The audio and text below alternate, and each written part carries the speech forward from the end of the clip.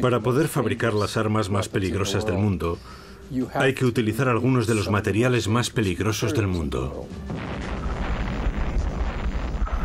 Durante el proceso de fabricación de plutonio para armas nucleares, se vertieron unos 165.000 millones de litros de líquidos contaminantes en la Tierra.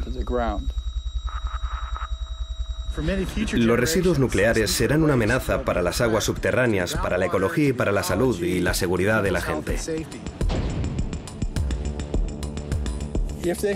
Si continúan con lo que estaban haciendo, en breve el río estará tan lleno de radiactividad que no se podrá utilizar para beber agua.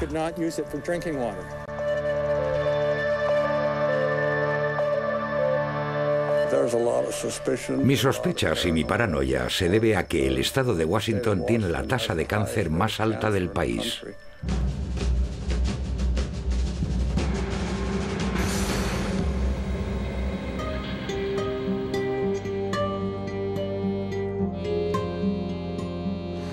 Nos obligaron a marcharnos a causa de la radiación en la zona.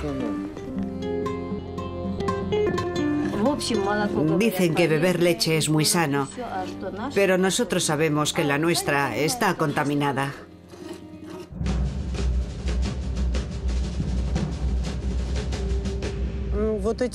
La gente que vivía en estas casas murió de cáncer. Eran técnicos en desmantelamiento. A veces cuando vengo aquí me echo a llorar. Ya no queda nadie y el Estado sigue sin hacer nada.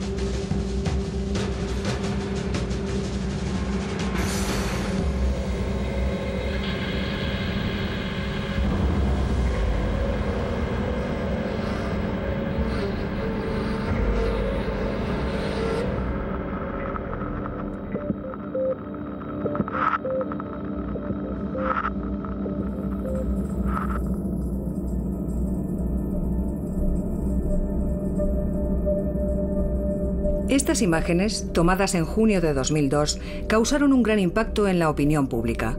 Son restos de barriles que contenían material radiactivo. ¿Dónde están los residuos nucleares que había en su interior?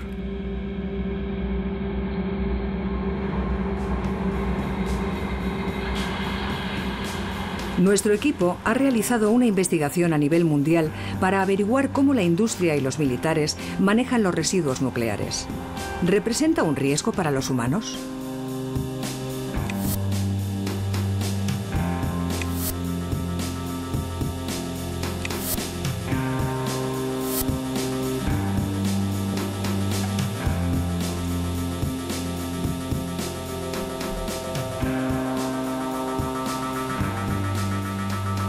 Greenpeace es la mayor organización antinuclear del mundo. Fueron ellos quienes grabaron las imágenes de los barriles radiactivos en el fondo marino. Esta ONG nos abrió sus puertas para enseñarnos su tesoro, sus archivos videográficos.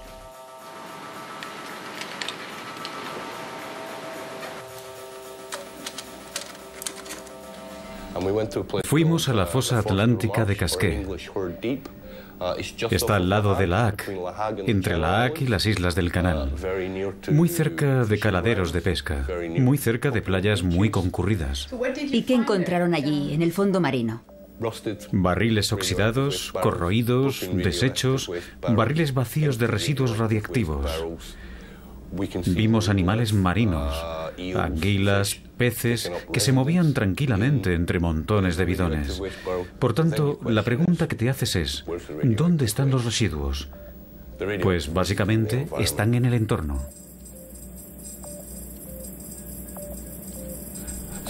Así que puedes ver perfectamente lo que ha ocurrido. Los residuos no han desaparecido en un gran agujero negro en el fondo del mar. Pasan a formar parte de la propia cadena alimenticia. Y es muy probable que acaben repercutiendo en los seres humanos. Podrían terminar en nuestro plato de comida.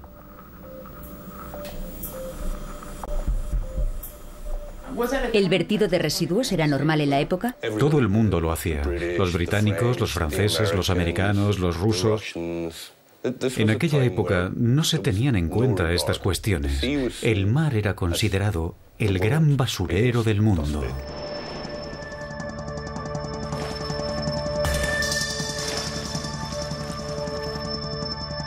En menos de 15 años, los países que utilizan energía nuclear han vertido más de 100.000 toneladas métricas de residuos en varios océanos. El Reino Unido ha arrojado el 80% de la cantidad total. Suiza, que carece de litoral, ocupa la segunda posición.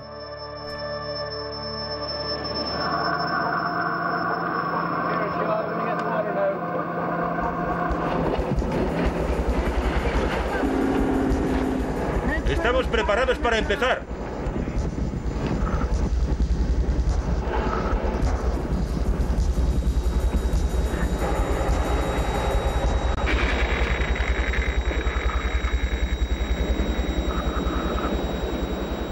Gracias al impacto de estas imágenes, el asunto en cuestión, el problema, obtuvo una repercusión internacional.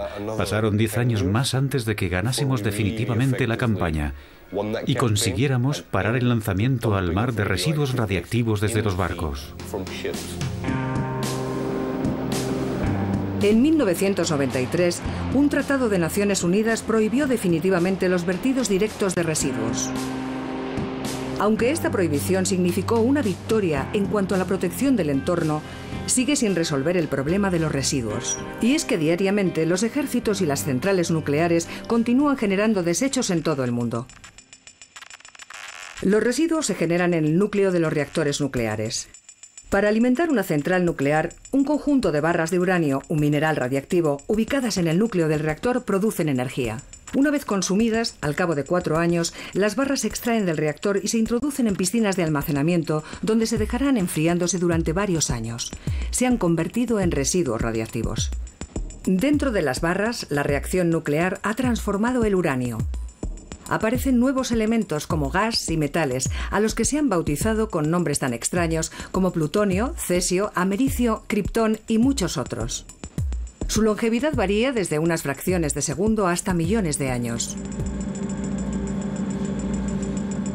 Estos residuos son peligrosos para las personas y deben ser aislados. Todo aquel que entre en contacto con un elemento radiactivo resulta contaminado. Estos residuos adoptan múltiples formas, más o menos peligrosas de acuerdo a su nivel de radiactividad.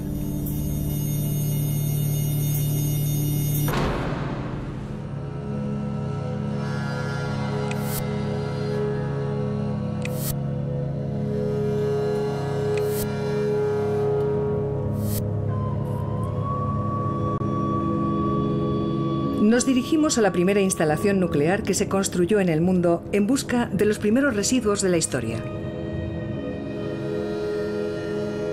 En 1942, en plena Segunda Guerra Mundial, la zona de Hanford fue elegida por la administración del presidente Roosevelt para desarrollar la bomba atómica. Se dio a conocer como Proyecto Manhattan. Construido en el centro del desierto, el campamento de Hanford se convirtió en una ciudad de naves y remolques que llegó a albergar a 51.000 personas.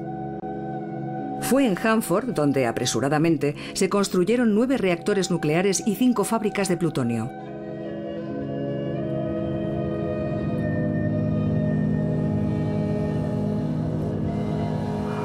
El Departamento de Energía de los Estados Unidos nos negó la entrada a la reserva.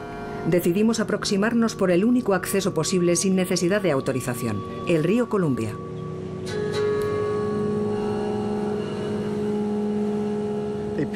Escogieron un lugar remoto como este para que afectase lo menos posible a la gente si se producía una explosión o había algún problema. La hipotética contaminación de esta zona carecía de importancia. Así que ese es el primer reactor nuclear que se construyó en el mundo. El primer reactor nuclear estadounidense se construyó en 1943 para producir el plutonio necesario para el armamento nuclear. Y se llamaba Reactor B. Ahí se produjo el plutonio que contenía la bomba de Nagasaki.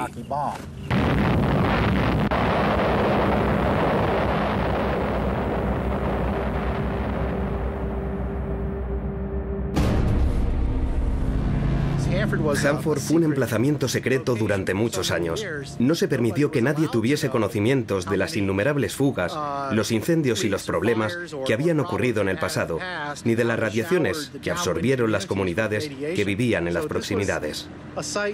Como instalación cumplía su objetivo, fabricar armas, y la creación de residuos nucleares no era un problema. Y también tenían agua limpia, la del río que se necesitaba para enfriar el reactor. Y el líquido que se utilizaba para enfriar los elementos combustibles se vertía de nuevo en el río, contaminándolo considerablemente. ¿Y la gente sabía que se estaban vertiendo residuos radiactivos? Por supuesto que no. Era todo un asunto secreto. Formaba parte del Proyecto Manhattan, una operación del ejército norteamericano.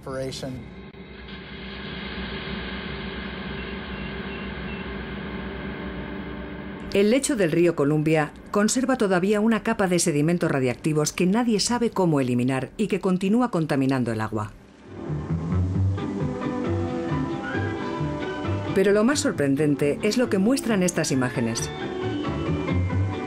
En la época, los responsables de la central dejaron que las familias de Hanford utilizasen el río sin informarles del peligro al que se exponían.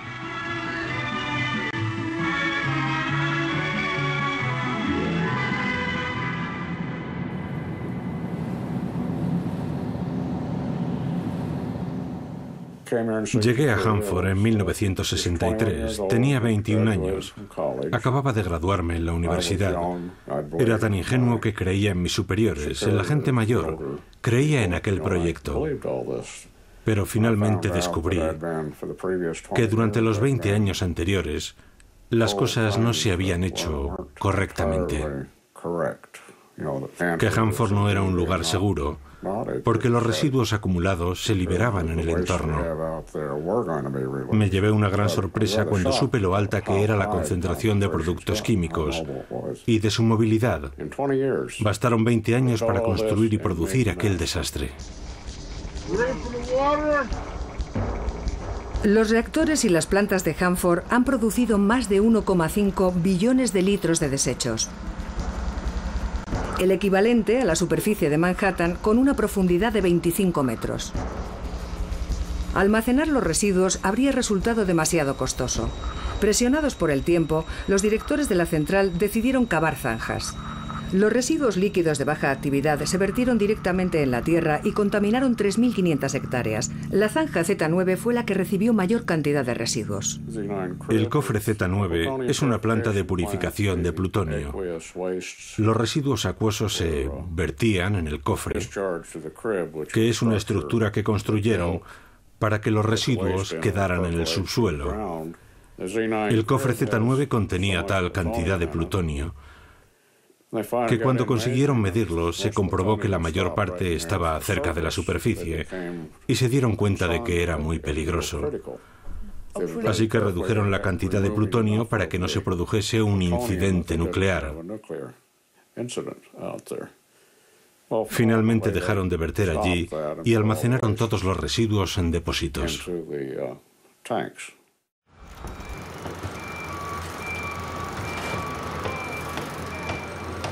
En 1943, los ingenieros construyeron 170 depósitos de hormigón, cada uno de los cuales era lo suficientemente grande como para albergar un edificio.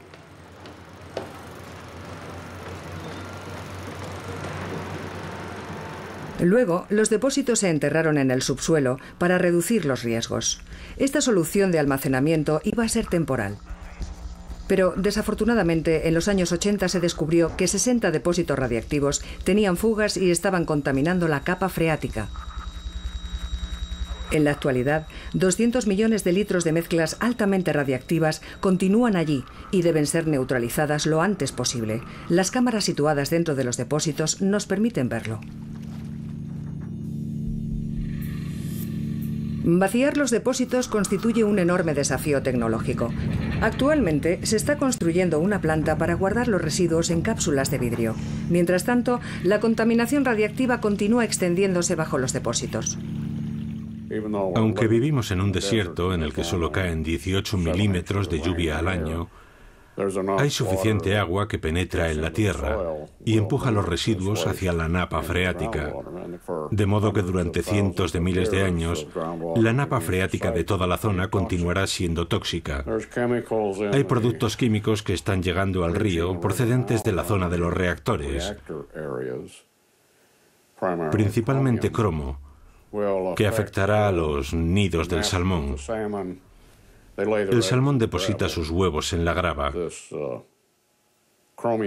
El cromo sube y rodea los huevos antes de mezclarse con el agua. Y es tóxico para las crías de los peces.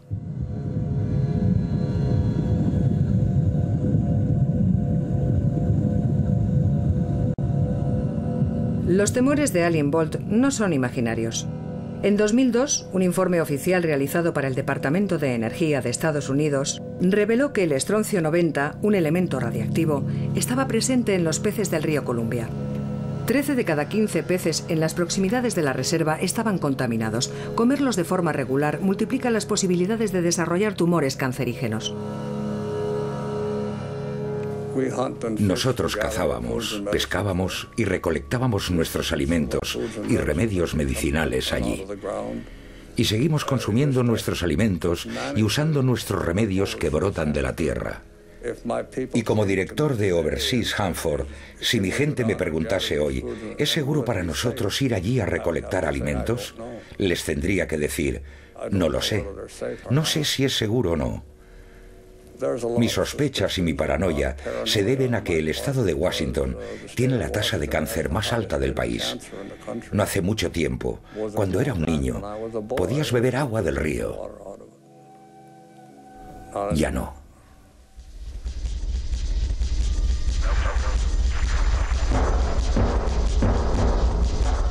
Queríamos establecer una evaluación precisa de la contaminación del río. Fuimos allí acompañados de un equipo de científicos.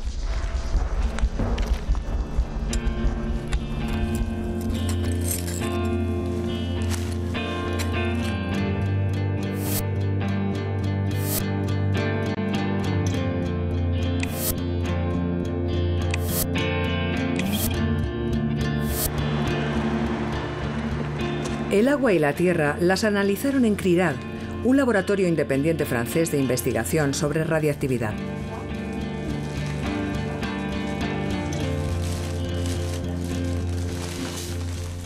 ¿Qué han encontrado en la reserva de Hanford en Estados Unidos? Las dos extracciones que se han hecho en el sector 300 muestran dos cosas. En primer lugar, una contaminación de tritio en el agua del río Columbia. 13 becquereles por litro en esa zona, mientras que más arriba en el río no hay tritio. Menos de 2,5 becquereles por litro. Y en segundo lugar, hay al mismo tiempo una contaminación por el desequilibrio entre el uranio y el radio, ya que hay 4 veces más uranio que radio, y eso es debido al funcionamiento de la central. Y luego está el europio 152, que es un elemento artificial. La reserva de Hanford reconoce, por ejemplo, una contaminación de tritio que supera los límites de potabilidad en 121 kilómetros cuadrados de superficie de aguas subterráneas. En definitiva, en la reserva continúan produciéndose fugas permanentemente que producen vertidos de elementos radiactivos en las aguas subterráneas, que progresivamente migran hacia el río Columbia, al no existir un método de descontaminación operativo para el yodo 129 y el tecnecio 99. Es imposible calcular la cantidad exacta de bombas y residuos radiactivos generados por la carrera armamentística. Para ponerse al nivel de los americanos, la Unión Soviética construyó una docena de centrales atómicas en 1945. Durante más de 30 años no se filtró ninguna clase de información a través del telón de acero.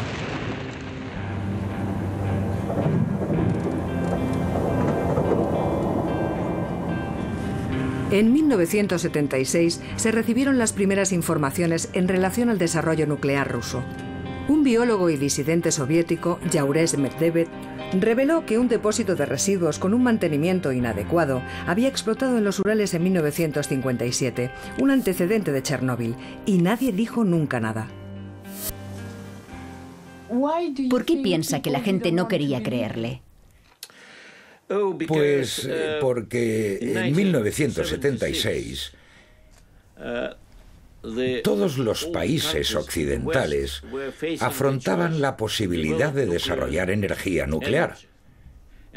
Y de pronto, Medvedev hablaba de residuos, de los peligros nucleares, las contaminaciones, así que pensaron que se trataba de una trama de la KGB para parar sus programas, para asustar a la opinión pública occidental.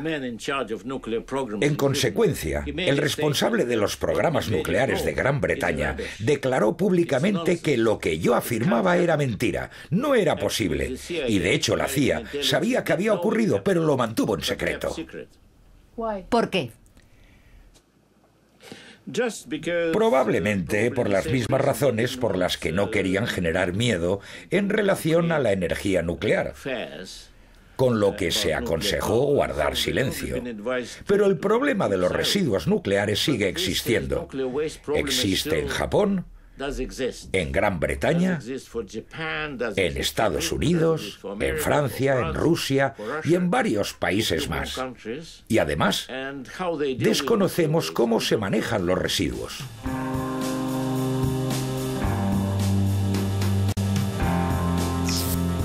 El accidente nuclear de 1957 tuvo lugar en los Urales, en una parte de Chelyabinsk. Fue ocultado por la CIA, los rusos y toda la industria nuclear porque revelaba no solo que los residuos eran contaminantes, sino que también eran explosivos y capaces de causar auténticas catástrofes.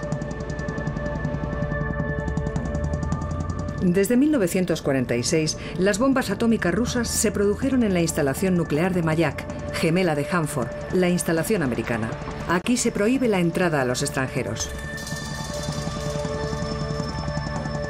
El depósito de residuos, que explotó en 1957, se encontraba cerca de esta ciudad y permanece inaccesible. Nos dirigimos a Tatarskaya Karavolka, uno de los pueblos más contaminados por la lluvia radiactiva.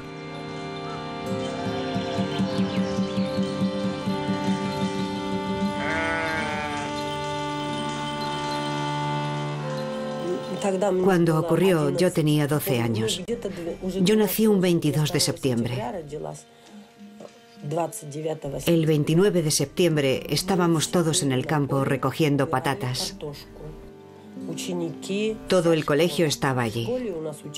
Nuestro colegio era muy grande, tenía más de 1500 alumnos.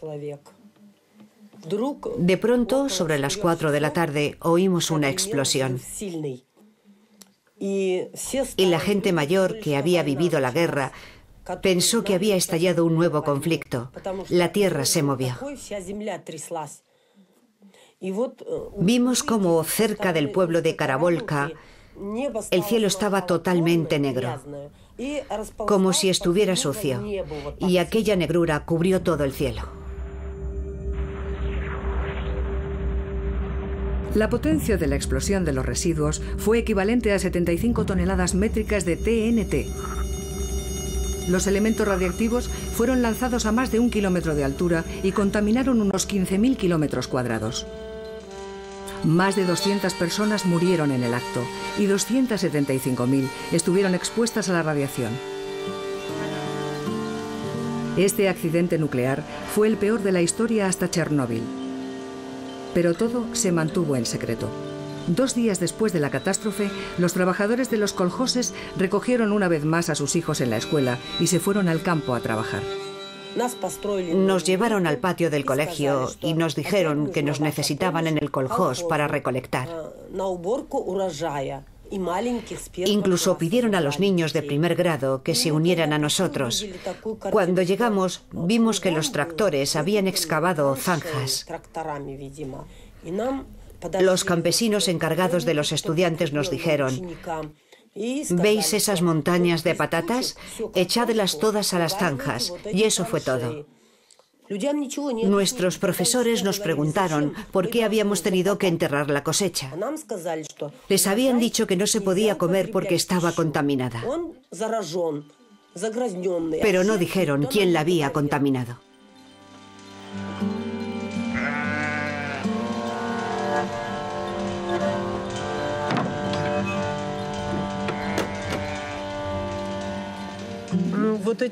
La gente que vivía en estas casas murió de cáncer. Eran todos técnicos en desmantelamiento. A veces cuando vengo aquí me echo a llorar. Ya no queda nadie y el Estado no hace nada. Las casas están ahí, pero vacías. 1, 2, 3, 4, 5, 6 casas. 6 casas vacías porque todo el mundo murió.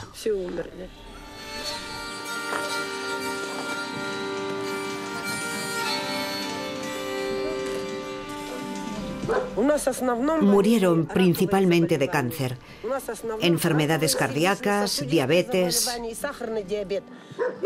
Todas esas enfermedades están asociadas a la contaminación.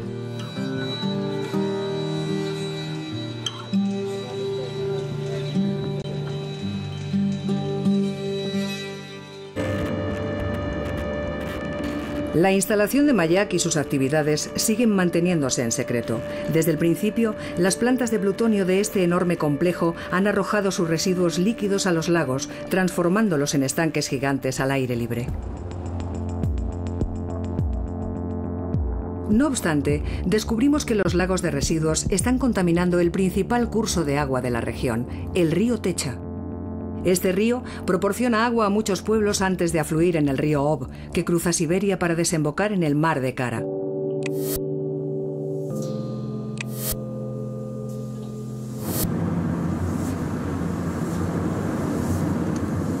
Musliomovo es el primer pueblo situado a orillas del río. Nos dirigimos allí con Christian Courbon, un científico del laboratorio francés CRIDAD, para investigar la contaminación de la zona por residuos radiactivos. En el trayecto cruzamos el río Techa.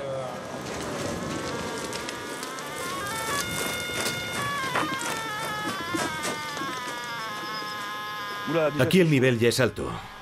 Justo aquí. Al pie de los escalones estamos a 1400 choques por segundo, que es bastante alto.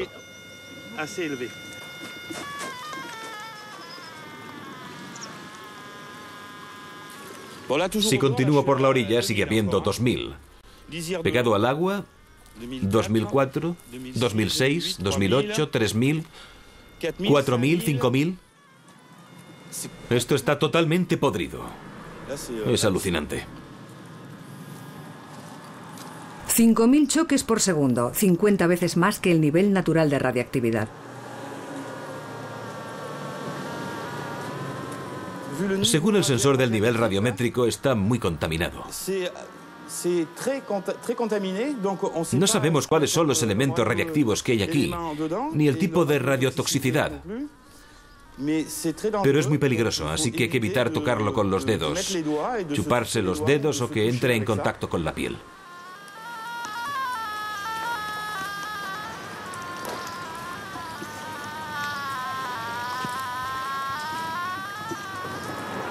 Encima del agua, 9000. Aquí sube a 16.000. 16.000 choques. Es una salvajada. Y en términos de nivel de radiactividad, ¿con qué lugares podría compararse? ¿Quieres decir en qué entornos podemos encontrar un nivel semejante? En Chernóbil. Pero unos niveles así, al borde de una carretera, debajo de un puente, no. Debajo de un puente, un lugar público. Y esto está lleno de huellas de pisadas. Hay gente que debe venir aquí a buscar juncos o a pescar, vete a saber. Seguro que hay gente que viene a pescar ahí, en la corriente.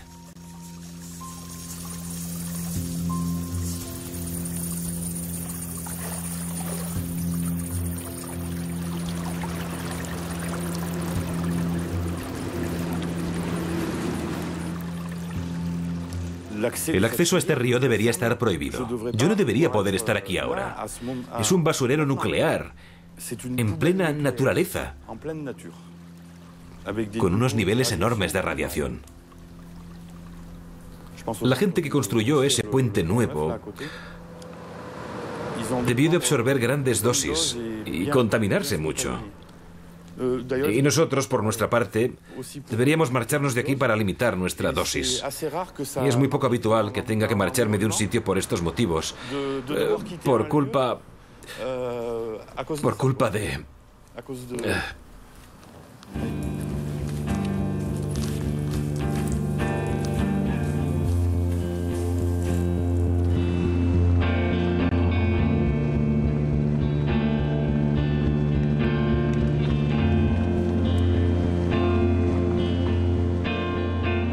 El río lleva contaminándose 50 años. El gobierno ha evacuado ya muchos pueblos. Musliomovo es el último. Estas casas quedaron completamente destruidas y fueron abandonadas. Luego vinieron con las excavadoras y las derribaron. Sus ocupantes se marcharon hace poco. 2/3 de la población se han marchado.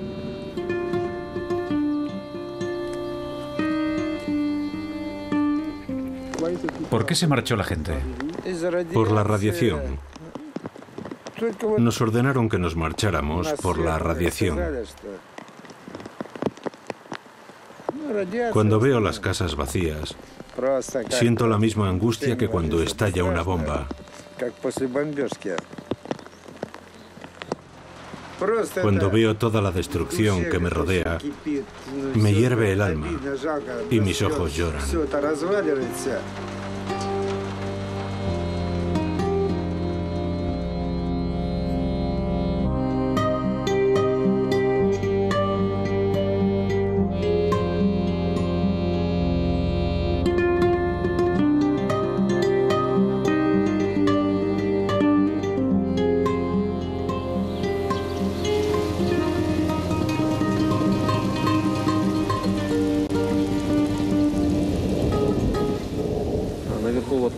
Ahí arriba había un colegio. Hasta 1994 los niños de los pueblos cercanos estudiaban aquí. Era el único instituto del distrito. Este era su lugar favorito. Venían aquí a descansar, a pescar, a jugar y a tumbarse al sol. Ahora es el lugar más contaminado de Musliomovo. Las abuelas traían aquí a sus gansos, se sentaban en la hierba y la radiación subía de la tierra. Hoy esa gente ya no está entre nosotros.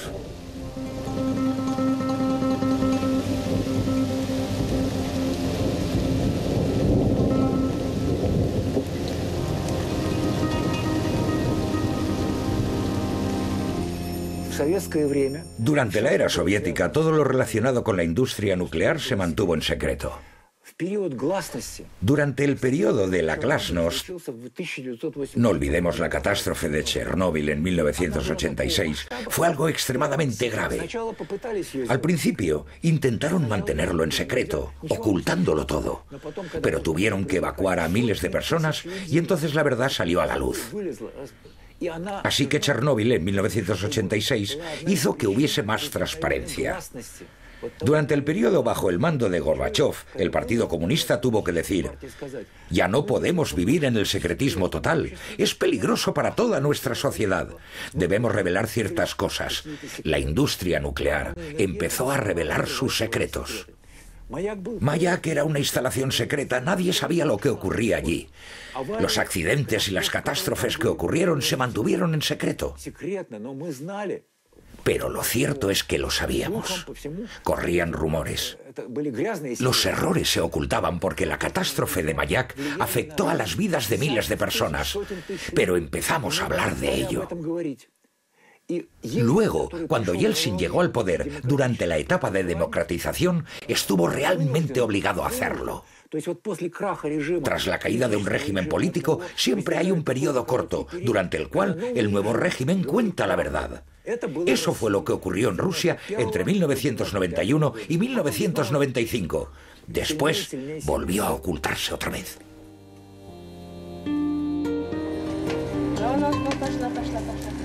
El gobierno ofreció 1 millón de rublos a los habitantes para que abandonasen el pueblo, unos 25.000 euros, pero tales indemnizaciones no permitieron marcharse a todo el mundo. Mucha gente de nuestro pueblo ha muerto de cáncer. ¿Pero qué podemos hacer? ¿A dónde podemos ir con nuestras pequeñas pensiones?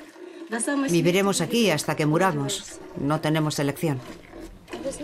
¿Les explicaron cuáles eran los alimentos más peligrosos? Dicen que debemos comer productos importados. Pero ¿cómo puedo sobrevivir yo sin mi huerto? No puedo ir a ningún sitio con lo que gano. ¿Qué puedo comprar con 80 euros al mes? ¿Bebe la leche de sus vacas? Es nuestra leche. ¿Cómo no vamos a beberla? Han enviado muestras para analizar, pero aún no tenemos los resultados. Se llevaron también agua. ¿Sabe a dónde se la llevaron? Al Departamento de Salud y Epidemiología. ¿Y por qué allí exactamente? Allí las hacen todos los años. ¿Qué más sabe sobre todo esto? Hay un hospital en Chelyabinsk. Forma parte del Instituto de Biofísica. Ellos hacen los análisis. ¿Qué les han dicho sobre los resultados? Nada. Se los han guardado para ellos.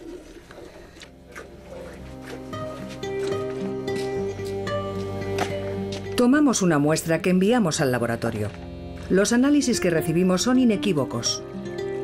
La leche está contaminada. Contiene una cantidad significativa de cesio-137, de tritio y de estroncio-90, un elemento radiactivo que se acumula en los huesos. Un consumo regular de esta leche aumenta el riesgo de cáncer.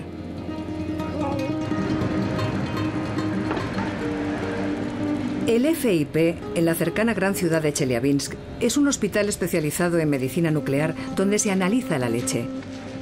Aquí se examina regularmente a la población sin que nunca se conozcan los resultados.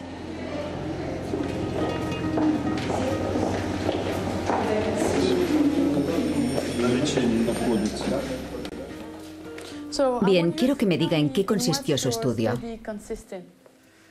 Desgraciadamente, nuestra población es muy peculiar, ya que su entorno natural ha sufrido los efectos de la radiación.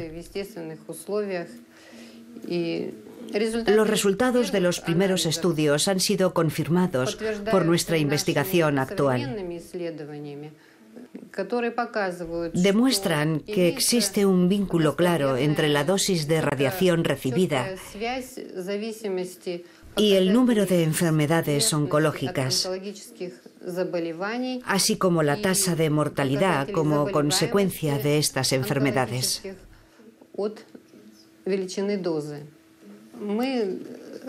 Escogimos a un grupo de personas que vivían en pueblos a lo largo del río Techa. El grupo es una muestra representativa de 30.000 personas y llevamos 50 años haciéndoles pruebas.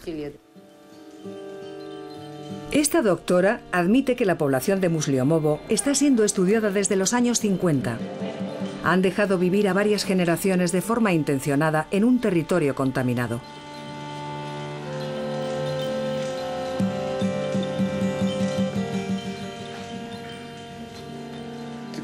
Nos están utilizando como conejillos de indias. En Kurchatov erigieron un monumento y a nosotros lo único que nos queda son cruces. Cada día se celebra un funeral en nuestro pueblo de Musliomovo. Hay más de 6 cementerios llenos. Vayan a verlos. Están absolutamente llenos. El año pasado perdí a mi hijo. El 21 de junio habría cumplido 48 años. Murió de cáncer. Debían habernos avisado y evacuado hace mucho tiempo. Vivimos como conejillos de indias. Esa es probablemente la razón por la que nos permiten vivir aquí. Es nuestro destino. Sí.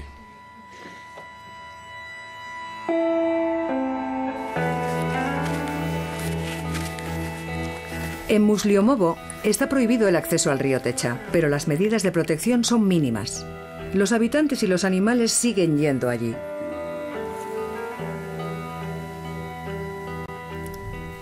Es 75 veces superior a la radiación natural.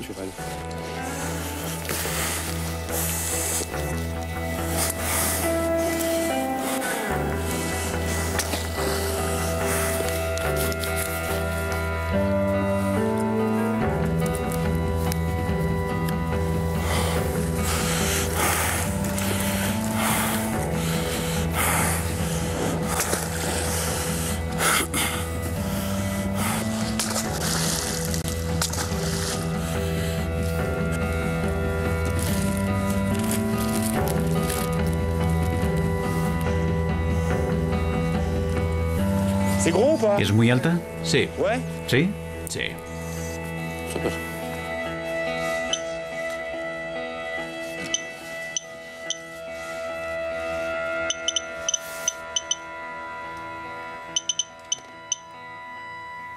Está leyéndolo.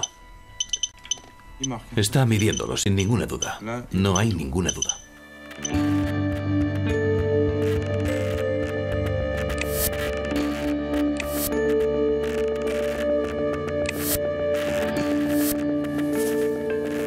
De vuelta en el laboratorio de CRIRAD, Christian prepara los análisis.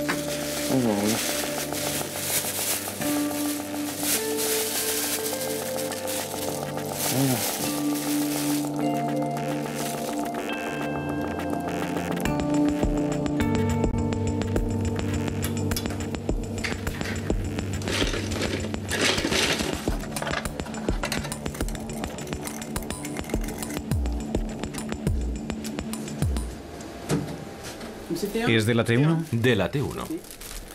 Tras colocar las muestras en un canal de recuento de espectrometría gamma, va a evaluar su nivel de radiactividad y a intentar detectar la presencia de ciertos elementos radiactivos.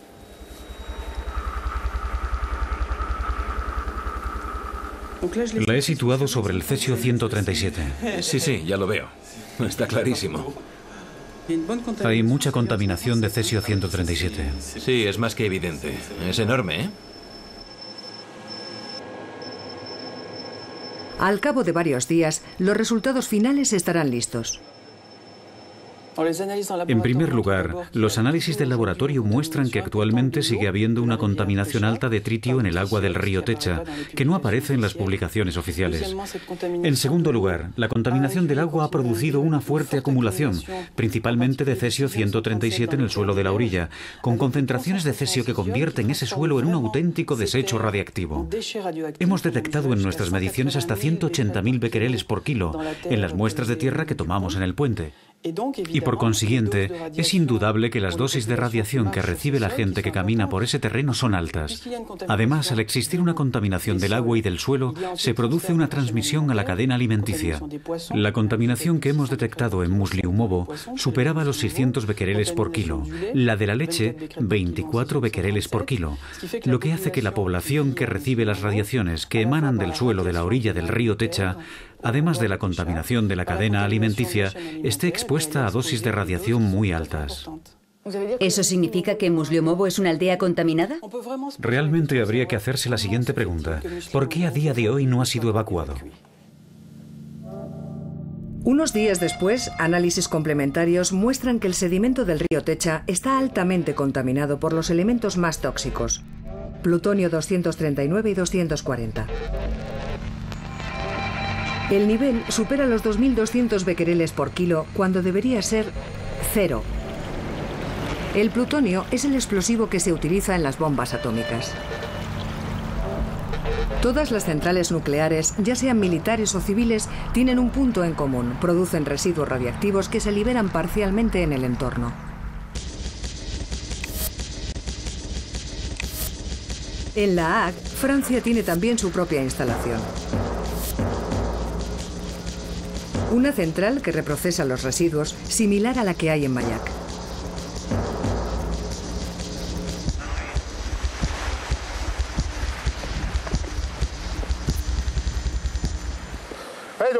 Aquí nos encontramos justamente en línea con la tubería de desagüe de residuos radiactivos que procede de la fábrica Kogema, de La Hague. Justo a mis espaldas está la fábrica. La tubería penetra en el mar y vierte su contenido a 1.700 metros del cabo de La Hague. A través del conducto que pasa por debajo de nosotros se arroja al mar cada año el equivalente a 33 millones de barriles de 200 litros de residuos nucleares. Si esos productos se acondicionasen en barriles, desde 1993 estaría totalmente prohibido deshacerse de ellos.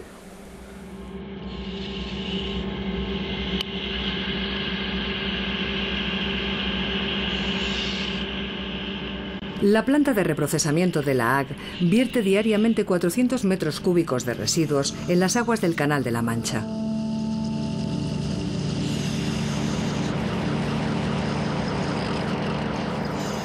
Algunos isótopos, como el yodo 129, pueden ser detectados en zonas tan remotas como el Ártico. Los análisis realizados por Greenpeace ponen de manifiesto que algunos fondos oceánicos se han convertido en auténticos vertederos de residuos. Las algas, los crustáceos y los moluscos están también contaminados.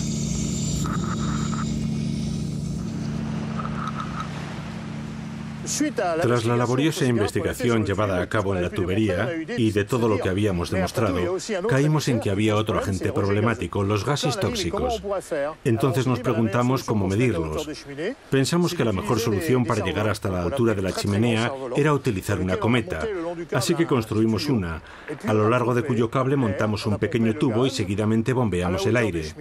Recogimos los gases que salían a la altura de la chimenea en el exterior de la instalación y comprobamos los resultados.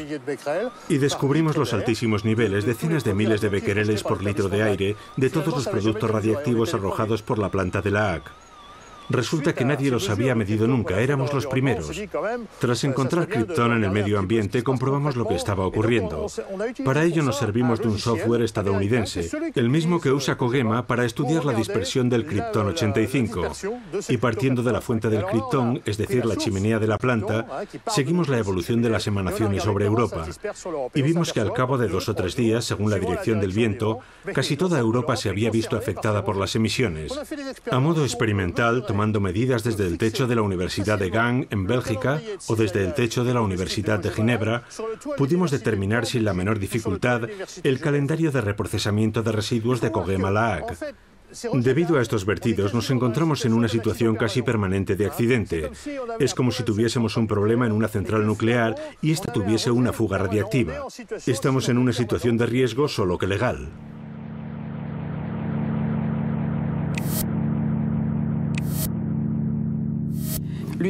La planta de la ACC es una de las instalaciones del mundo que cuenta con los permisos más amplios. Si observamos la cantidad de criptón que ha sido vertida por todos los ensayos de armas nucleares hechos hasta la fecha, los 500 ensayos atmosféricos de armas nucleares representa esta columna de aquí.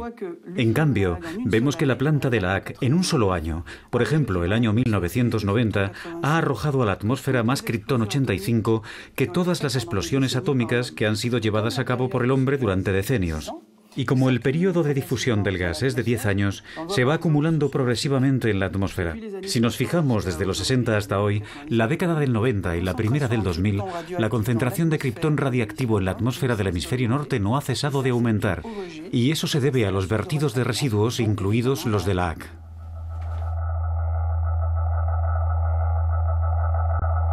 Recuperar algunos elementos radiactivos como el tritio o el criptón 85 sería extremadamente costoso. La planta de reprocesamiento de la ACC dispone de autorización para verter residuos en el medio ambiente.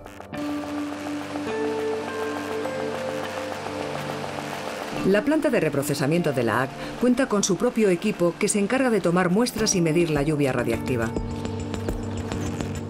Nos reunimos con el gerente, acompañado por el responsable de comunicación del centro. ¿Los residuos de la planta contaminan el medio ambiente?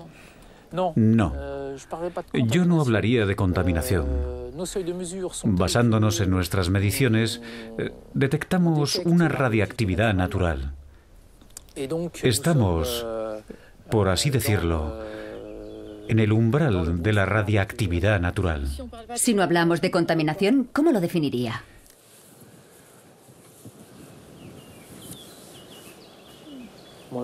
Yo lo definiría como ausencia de impacto.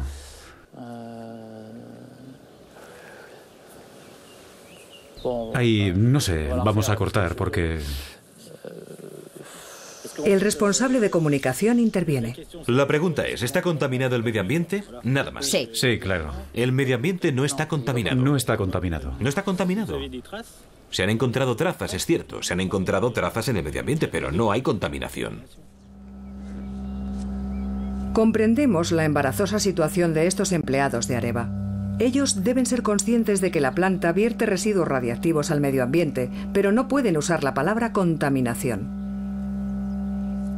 Sabemos que se vierten residuos radiactivos en el medio ambiente, pero la industria nuclear dice que dichos residuos no son peligrosos, ya que están por debajo de las normas sanitarias.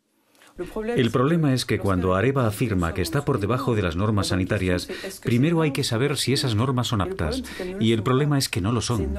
Esas normas se basan en el modelo de Hiroshima y Nagasaki, donde la población se vio expuesta a una radiación intensa, pero de índole externa y muy breve. El caso de la Haag es muy distinto. La gente que vive alrededor de la planta respira y come permanentemente elementos poco contaminados procedentes del aire y de la cadena alimentaria, y por lo tanto su cuerpo absorbe a niveles muy bajos, pero de forma continua, dosis de radiación en su interior. Es lo que denominamos una contaminación interna y crónica a niveles muy bajos. No es en absoluto el mismo sistema ni el mismo modelo. Lo vimos, por ejemplo, en Chernóbil. Basándose en Hiroshima y Nagasaki, los científicos dijeron: cerca de Chernóbil nunca se dará un aumento del cáncer. 5 años después, se dieron cuenta de que había una epidemia masiva de cáncer de tiroides en niños pequeños y se vieron obligados a reconocer que el modelo era erróneo. Pues bien, junto a las centrales nucleares se da el mismo problema. Se aplica un modelo de riesgo que no es representativo. Alrededor de la planta de la Haag existe un impacto de contaminación del medio ambiente y es muy probable que conduzca a un impacto sanitario. Por ese motivo, utilizar ese modelo para predecir el número de personas que desarrollarán un cáncer alrededor de la Haag es un disparate científico. Estar sometido a dosis bajas de radiación aumenta el riesgo de cáncer. No son solo las asociaciones las que lo dicen, sino la Comisión Internacional de Protección Radiológica. Esta comisión considera, tras haber tenido en cuenta los estudios realizados en seres humanos y en animales, que el modelo sin limitaciones sería el más realista. Dicho de otro modo, considerar que toda dosis, incluso muy débil, aumenta el riesgo de cáncer es el modelo que refleja mejor la realidad. Las plantas de reprocesamiento son las responsables del 80% de los desechos en Europa. ¿Por qué reprocesar los residuos? En los folletos de Areva, el ciclo de combustión se presenta como un circuito cerrado. Esta tecnología se describe como una tecnología de reprocesamiento. Cuando se reprocesa una botella de cristal, se reutiliza el 100% de la materia. ¿Sucede lo mismo con los residuos nucleares?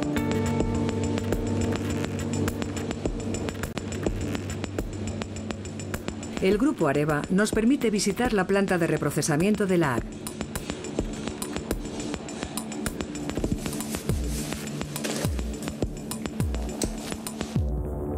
El combustible nuclear usado, procedente de 58 centrales eléctricas de Francia y de algunos países extranjeros, llega a la Haag por tren y por carretera.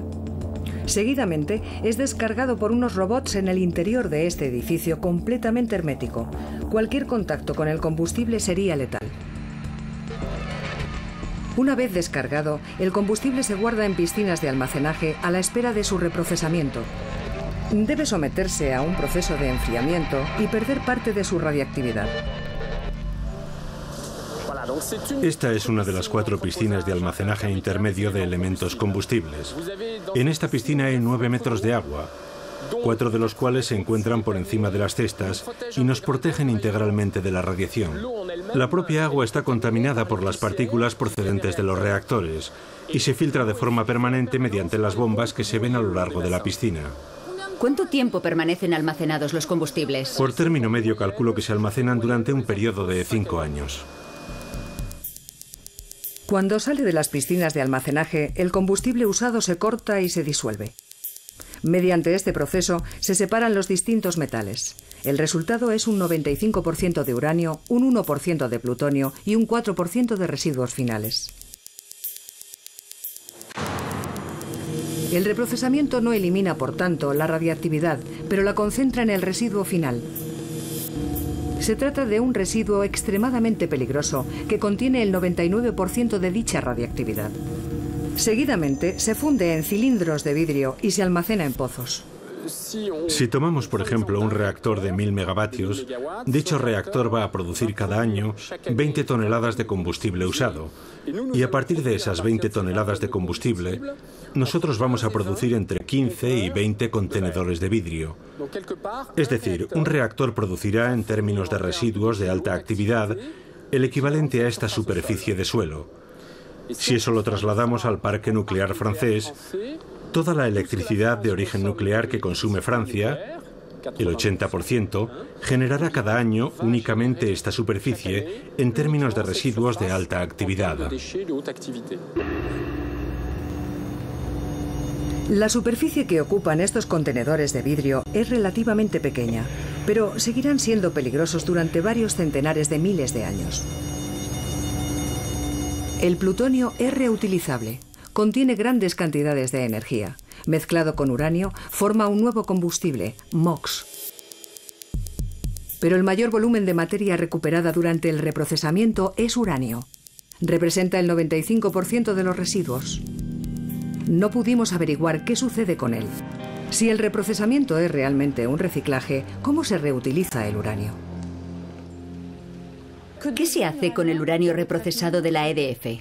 El uranio reprocesado se guarda en el centro de residuos de Pierre Lat. Y el cliente lo reutiliza en el momento que lo desea. Es una especie de depósito incorporado, una reserva de energía de materia prima, ya que la energía nuclear tiene la característica de ser una energía reciclable. A partir del momento en que el cliente nos lo solicita, el uranio se envía a otras instalaciones en los Países Bajos o en Rusia, donde se le somete a un nuevo proceso de enriquecimiento.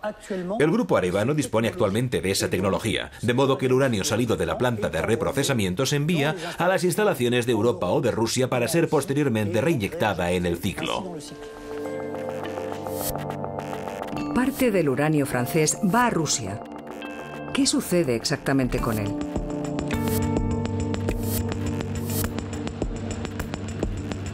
Vladimir Chuprov, miembro de Greenpeace Rusia, nos explica que el uranio es enviado a Tomsk, en el centro de Siberia. Decide venir con nosotros. ¿Por qué nos dirigimos a Tomsk? Estamos siguiendo el rastro del hexafluoruro de uranio que viene de Francia. Nosotros suponemos que parte de ese material se guarda en vertederos nucleares en la Federación Rusa. No lo sabemos. Quizás podamos obtener más información en Tomsk. Buscaremos documentación, preguntaremos a las autoridades locales, consultaremos a los expertos y pediremos información a las ONGs locales. Intentaremos averiguar qué se hace con el material procedente de Francia. Emprendemos el increíble periplo que realiza el uranio reprocesado. Partiendo del mediodía francés, viaja 900 kilómetros en tren hasta el puerto de Le Havre. Luego, 3.500 kilómetros en barco hasta la ciudad de San Petersburgo. Y finalmente, otros 3.200 kilómetros en tren para acabar aquí, en Siberia Central. Cuando llega a Tomsk, este peligroso material ha recorrido más de 8.000 kilómetros. Alexei Tropov es el contacto de Vladimir en Tomsk. Le suministra toda la información sobre las actividades de la región. Me parece que por ahí hay... Cuidado, no hables muy alto. Los ferroviarios podrían fijarse en nosotros. Y es mejor que no oigan lo que decimos.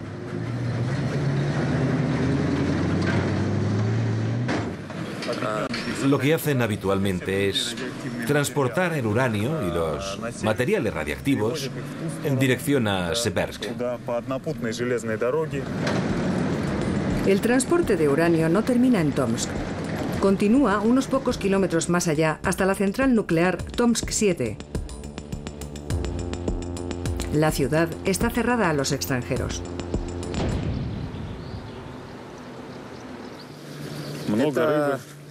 ¿Esa es la ciudad secreta de Tomsk 7?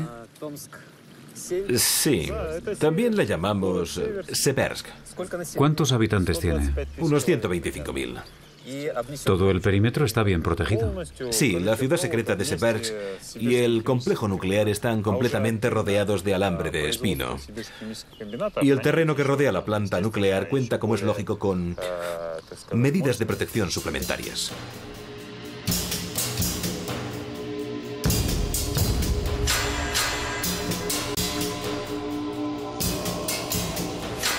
Este es el tren. Seversk. Ese es el tren, sí. Ahí está. Acércate más. Bien, esta es la planta militar, con las torres de refrigeración. ¿Qué es esto? Ese es el lugar. Ese es el problema. Son los contenedores de hexafluoruro de uranio almacenados en territorio de Siberia. Y estos puntos que se ven son... ¿Contenedores? Sí, tienen 10 metros de largo, así que se pueden ver desde el espacio, alineados juntos al aire libre.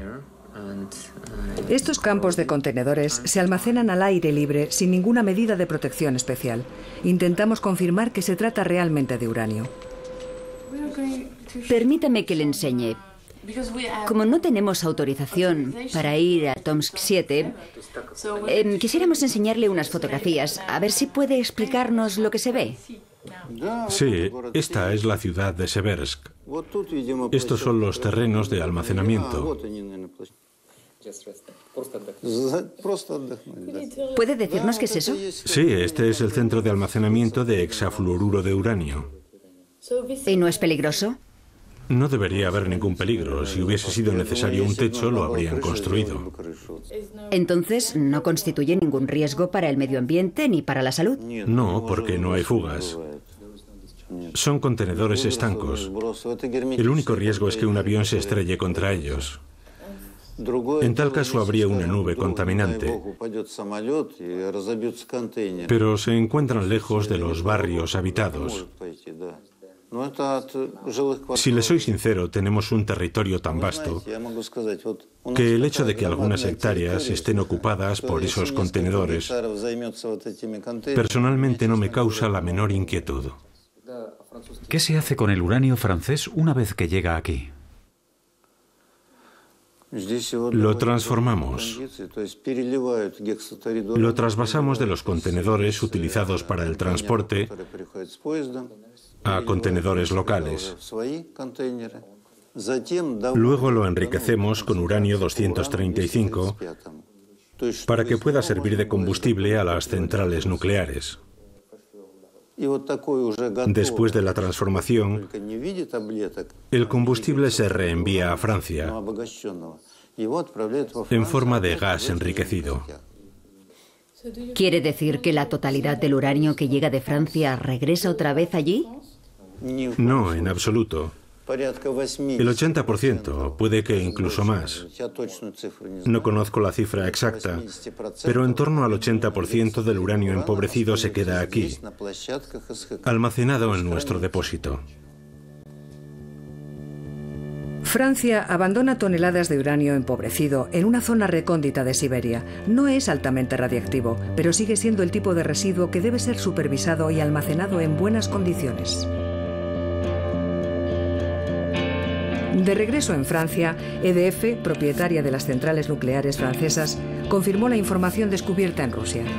El 90% del material restante se deja en Rusia después de ser enriquecido. Y este nuevo dato cambia el resultado final del reprocesamiento. Después de ser enriquecido, el 90% del uranio restante no es reutilizable. Finalmente, resulta que el reprocesamiento de residuos permite reciclar únicamente un 10% del material, un porcentaje muy alejado del 96% anunciado por Areva, que utiliza esa cifra para presentar la energía nuclear como una energía reciclable. Este bajo nivel de reprocesamiento se logra a costa de un transporte peligroso, una alta contaminación y una lluvia radiactiva en el medio ambiente. La elección de esta tecnología es por lo tanto cuestionable. Solamente 3 países del mundo han escogido esta solución: Francia, Inglaterra y Japón. Pero eso no quiere decir que otros países hayan resuelto el problema de los residuos. En los Estados Unidos, las barras de combustible usado se guardan en el interior de contenedores reforzados y se almacenan alrededor de las centrales nucleares. Para muchos científicos, este es el mejor método, ya que se evita la manipulación y el transporte. Pero la técnica menos costosa y la más generalizada en el mundo es sencillamente dejar el combustible usado en grandes piscinas de almacenamiento a la espera de encontrar una solución final.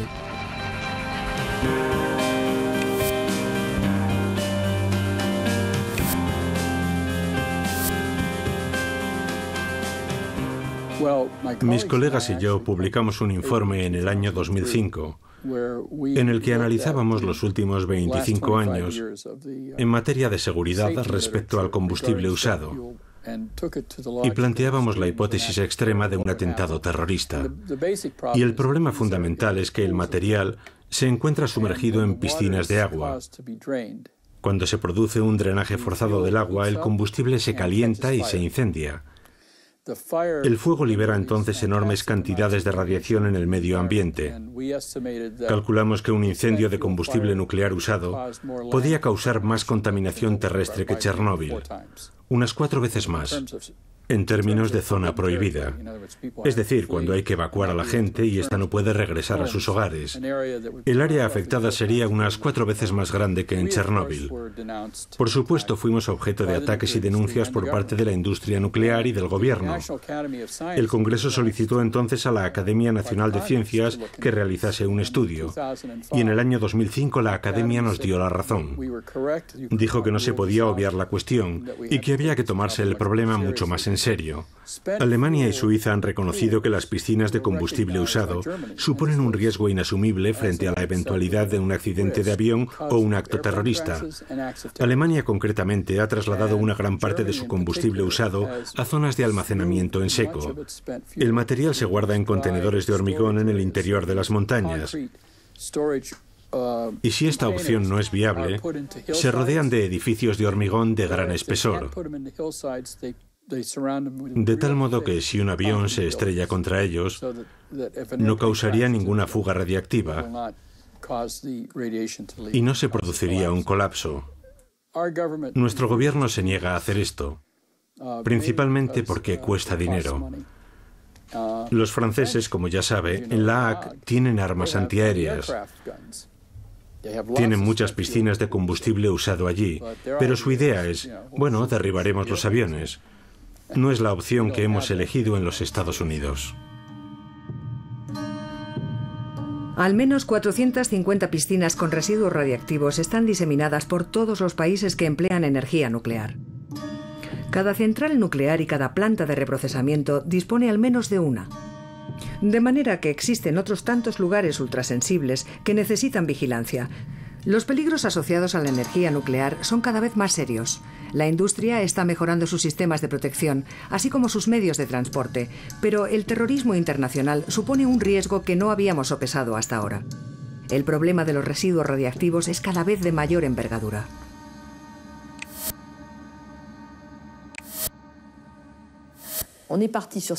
Adoptamos esta tecnología apostando a que seríamos capaces de saber tratar los residuos. La apuesta se hizo en los años 70 y 40 años después, 2010, todavía no la hemos ganado. No hemos encontrado soluciones para los residuos. Su tratamiento podría hacerse mediante la reutilización masiva, que no es el caso del MOX.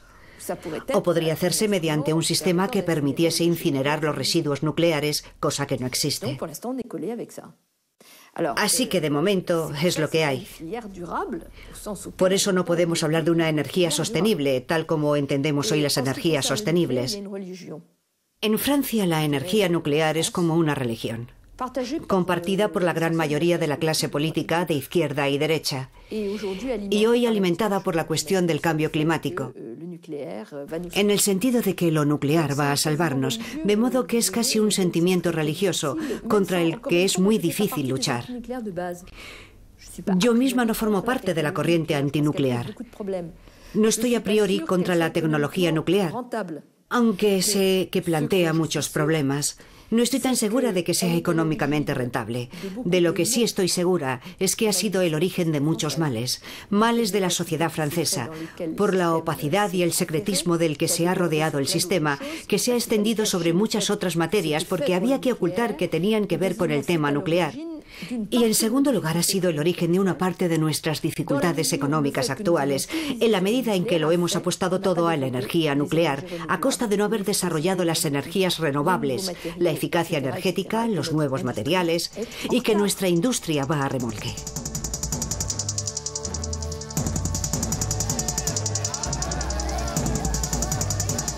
En todos los países que poseen energía nuclear, el secretismo que la rodea ha provocado oleadas de protestas. Los movimientos de oposición han exigido mayor transparencia democrática. Tras décadas de enfrentamientos por todo el mundo, algunos estados, como Alemania, Bélgica e Italia, han decidido tomar en consideración las demandas de sus habitantes. Se han iniciado grandes debates que en algunos casos han dado lugar a la decisión de abandonar la energía nuclear. El temor a los residuos radiactivos pesa mucho en estas decisiones. Para recuperar la confianza de la gente, la industria nuclear debe proponer una solución.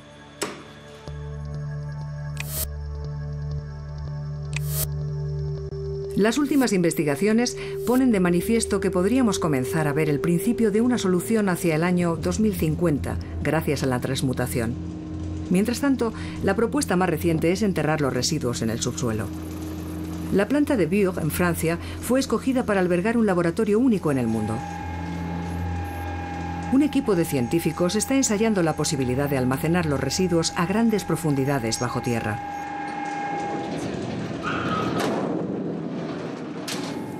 Bueno, vamos allá. Sí, ya está. Ya está. Vamos a descender a 490 metros, en medio de la capa de arcilla que estamos estudiando, que se encuentra entre 422 y 552 metros de profundidad.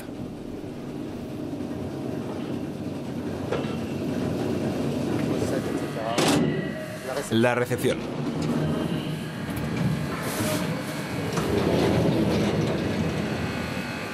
El laboratorio se encuentra en el centro de una enorme burbuja de arcilla, escogida por su impermeabilidad al agua. En esta capa geológica vamos a instalar los residuos. Los de alta actividad y vida larga y los de media actividad y vida larga. Es decir, ¿residuos altamente radiactivos? Los residuos más radiactivos. De manera que lo que estudiamos aquí son las propiedades de confinamiento de la roca para confinar durante periodos muy largos, decenas de miles de años, cientos de miles de años, la radiactividad. ¿Por qué? ¿Porque estos residuos son peligrosos? Son obviamente residuos muy peligrosos y al cabo de varios miles de años los envases de los residuos sufrirán una degradación. Por consiguiente, es necesario que la roca asegure el almacenamiento de todos los productos radiactivos de manera que queden confinados durante el tiempo de duración del decaimiento radiactivo. El hormigón, acero inoxidable y vidrio que confinan la radiactividad terminarán desapareciendo. Los residuos se liberarán y se desplazarán lentamente a través de la capa de arcilla, emergiendo a la superficie. Los residuos serán peligrosos al menos durante 200.000 años. No deben salir antes al entorno. Los cálculos y decisiones de los ingenieros son vitales para el futuro. Hay que tener en cuenta que si el centro de almacenamiento se construye entre los años 2025 y 2030, tendrá un periodo de explotación de entre 70 y 100 años. Cuando termine esta fase, el centro será vigilado durante unos 200 años más. Después, si puede continuar siendo vigilado, lo será. Pero es posible que la memoria se pierda. Así insisto en que es importante que el centro de almacenamiento sea seguro, para que si se pierde la memoria no se produzca ningún tipo de daños. ¿Cabe la posibilidad de que un día un arqueólogo se encuentre con esos barriles? Existe el asunto de la memoria. Hay dos opiniones que han aparecido espontáneamente en el debate. Están los que dicen, no, es absolutamente necesario marcar la superficie bajo la que se encuentran los centros de almacenamiento con obras gigantescas. Tal vez obras de arte, porque el arte lo preservamos, nos acordamos de él. Es hermoso. Podrían ser pirámides o algo parecido. Y luego hay otros, también gente de la calle, que opinan, no, todo lo contrario, hay que banalizarlo, porque si dejamos una marca y no olvidamos dónde está, el hombre del futuro será igual de curioso que nosotros, y habrá un arqueólogo que se lanzará en busca del centro de almacenamiento. Esto resulta casi poético. Estamos dentro del ámbito de la ciencia ficción, y cualquiera puede estar equivocado o tener razón, pero no lo sabremos hasta dentro de 100.000 años. Pero en cualquier caso, es mejor confiar en el hombre o en la geología. La lógica del almacenamiento es estabilidad en la profundidad, aunque finalmente los residuos vuelvan a aparecer.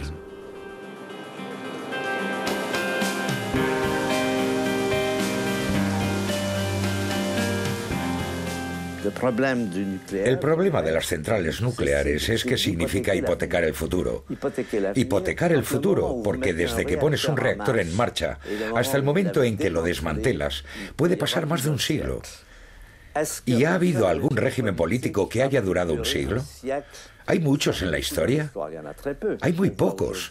Hemos visto como Argentina, que fue un país muy rico en un momento determinado, se ha empobrecido. A la Unión Soviética desaparecer. No podemos hablar de estabilidad política a una escala de 1000 años, de ninguna manera. Imaginemos que los egipcios hubiesen almacenado residuos nucleares. ¿Quién se ocuparía hoy de eso? Yo pienso que efectivamente es un poco delirante pensar que podemos gestionar el futuro a tantos años vista, viendo cómo ha sido la historia de la humanidad, con sus cambios, sus convulsiones, etc. A mí me parece un poco delirante, francamente.